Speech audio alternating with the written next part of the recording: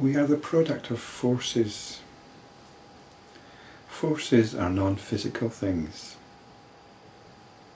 We tend to think of physical forces like this, an acceleration of a mass.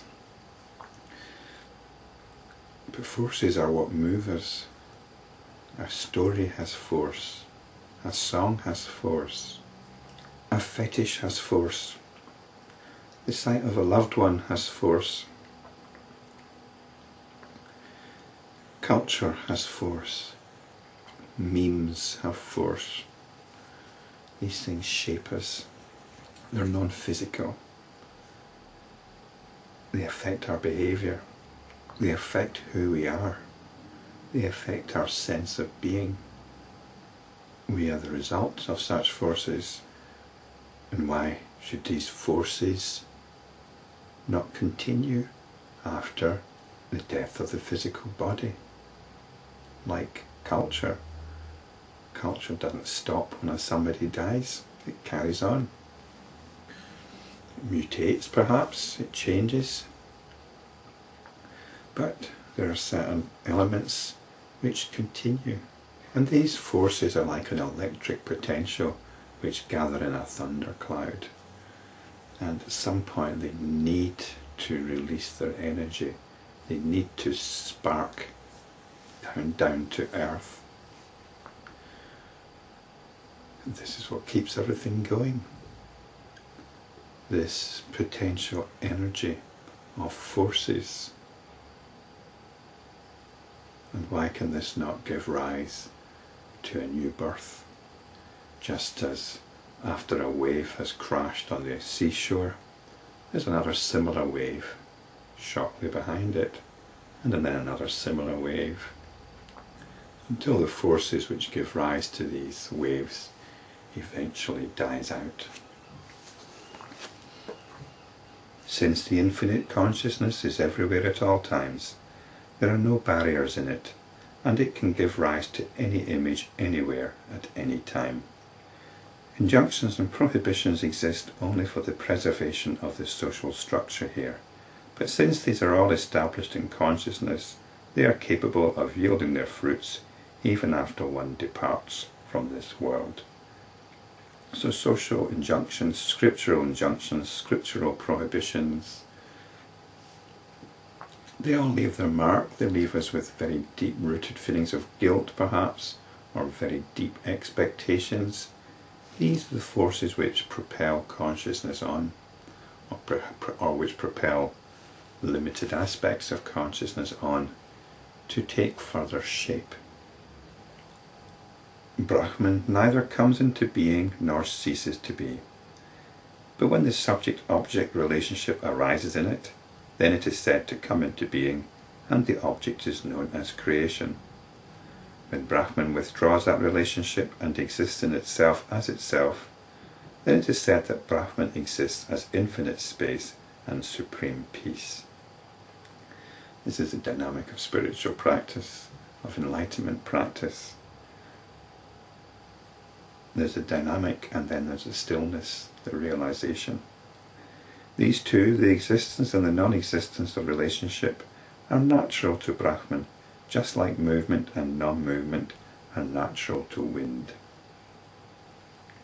So in a way the wind is one thing, but it's changing all the time. It's like the stream or the river.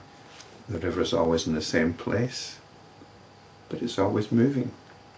Old age, death, etc., as also the divisions of time, arise in the infinite consciousness again and again, even as images rise in your daydream again and again. And this is like rebirth, isn't it? You might get hooked into a particular fantasy, a particular daydream, which keeps playing itself out, which keeps repeating itself, but eventually it plays itself out. It might move on to another daydream, or it might stop daydreaming. Who knows? But this is how consciousness works. Certain forces embody as a particular type of individual. that particular type of individual will be daydreamed into existence again and again and again until the forces have played themselves out. Even so have the herbs and the medicinal plants, as also the diverse objects, come into being in the three worlds. This relates to the question that King Prajapati asked. In other words, why do things have their characteristics?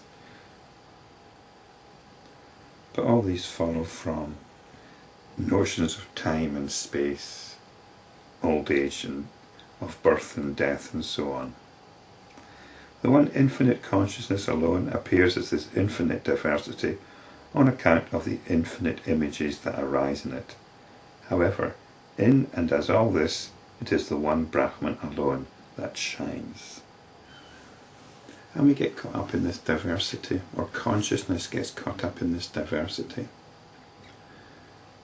And it gets caught up by asking such questions like, why are things the way they are?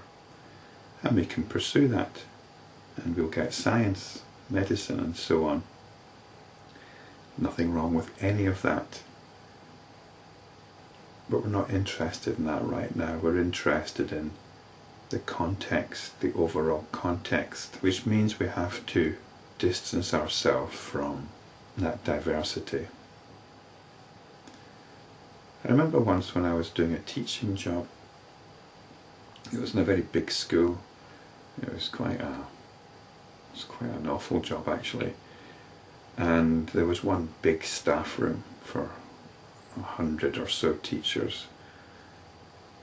And it was just extremely noisy. And the actual teaching itself was extremely wearing.